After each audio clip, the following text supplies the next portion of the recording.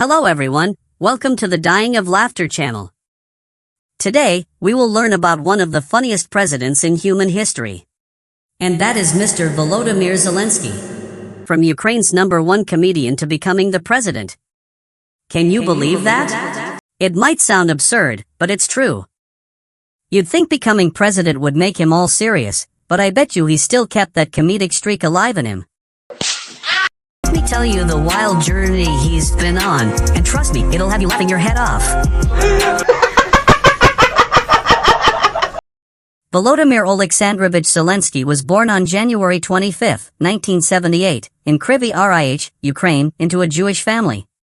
His father was a computer science professor. His mother was an engineer, an academic background that has nothing to do with theater. I think it was because there was always tension in his household. So his mom told his dad to program some humor into him. And so...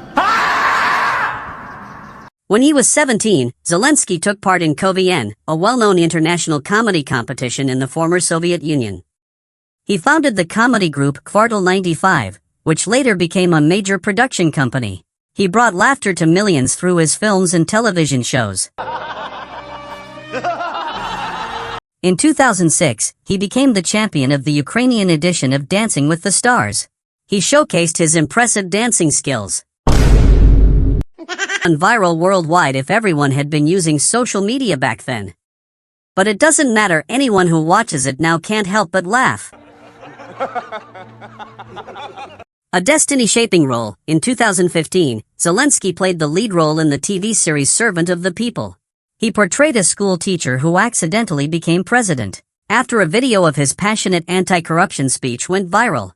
The show was not only a hit, it was a surprising foreshadowing of his real-life future. What? What the f? Seriously, what a WTF. In 2018, Kvartal 95 registered a political party named Servant of the People, inspired by the hit TV series. Zelensky later announced his run for president live on television. In 2019, he won the presidential election in a landslide, securing 73.22% of the vote and defeating Petro Poroshenko. From a comedian with no political experience. And became the youngest leader of Ukraine at the age of 41.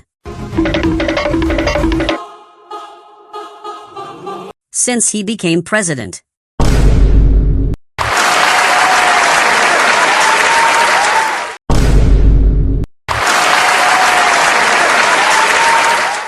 Hey fellas, check out NATO and the EU, they're having a party over there. Loads of cash, tons of weapons. Maybe it's time we join them and stop playing with Russia?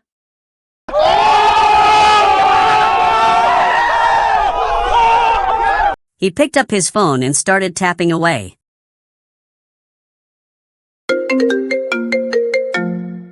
Hello. Yo Russia, we're done. I'm not playing with you anymore.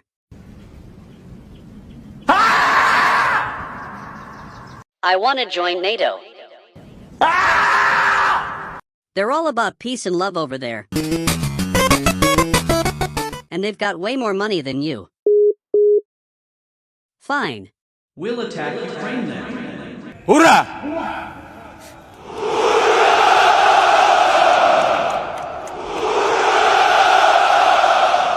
Well, you know, Zelensky was an actor, so I figured he was just joking. But I guess Russia didn't get the punchline. Zelensky's laughter echoed through the office.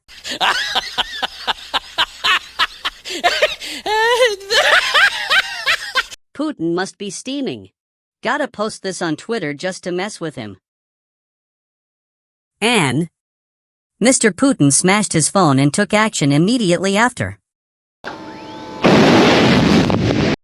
Did anyone else just see that shooting star? Sir, that wasn't a shooting star. It was a missile. It's comedy, but dangerously close to becoming a tragedy. Back then, I was just pretending to be president. Who knew I'd actually become one? I'm dying laughing. Things may be serious, but seriously, what's life without some laughs? But sir, what do we do now about the war situation? Hang on. I'm trying to remember if I've acted this part before.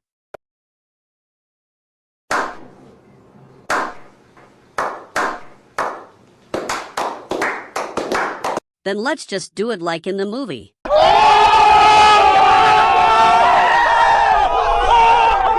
Time to call the Quartal 95 team. Let's handle this like a real show.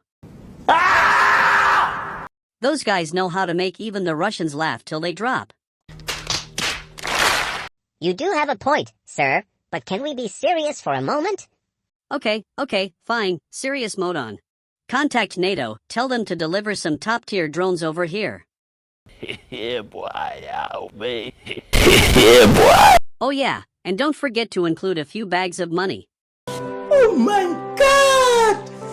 Wow! Don't forget the military, just in case. And this is the moment Zelensky steps onto the battlefield.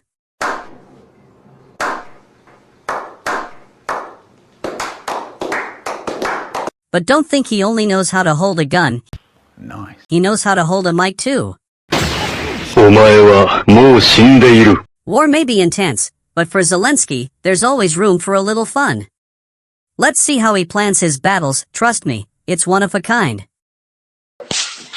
Listen up, team, this is our official plan, the War of Laughter. I have a proposal. Instead of firing cannons, we fire fireworks. Sparkling, stunning, we'll fight in style while they stand there in awe. Enemy spotted. But sir, how are we supposed to win against tanks with fireworks? Alright, makes sense. So here's the new plan. Give your meat a good old rub. Yeah, boy, out, man. Send them borscht, but mix in some hot Ukrainian chili peppers, for real. Nice. They'll take a bite, their eyes will tear up from the heat, they'll be running in chaos, and boom, we launch the surprise attack.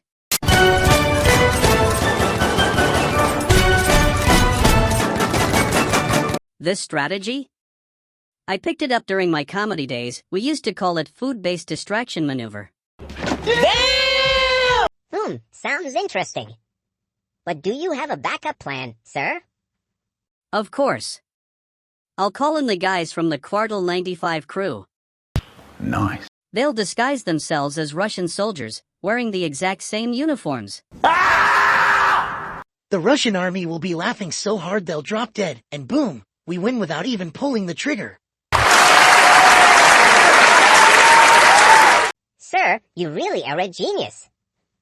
The Ukrainian army is recognized worldwide for being resilient, creative, and making Russia sweat bullets since the war started in 2022. But hey, let's be honest, they're not always pulling off Hollywood-style hero moves. There've been mistakes too, the kind that make outsiders shake their heads, and those mistakes cost them dearly. And because they're so short on manpower, sometimes it feels like if a man's walking down the street and not in a wheelchair, boom, he's drafted on the spot. Honestly, without the big guys like the US, Germany, and the UK sending aid, Ukraine would probably be left fighting Russia with sticks by now. The US is like a crazy rich uncle, throwing around hundreds of billions like it's spare change. Germany was a bit slow at first, but now they're going big, sending Patriots and Leopards like they're placing premium orders. The smaller guys like Estonia and Latvia? Total legends, not rich, but giving everything they've got to help. But the funniest part? Some of the rich countries like France and Italy always promising, but sending aid drop by drop. Maybe they're scared of upsetting Russia or something. And that's it, folks. Volodymyr Zelensky isn't just a president, he's a true king of comedy. From the stage to the battlefield, he still carries that cheerful, optimistic spirit. What do you think? Drop a comment below and let me know. Don't forget to like, share, and subscribe to Dying of Laughter so you won't miss the next hilarious video. See you next time, bye-bye.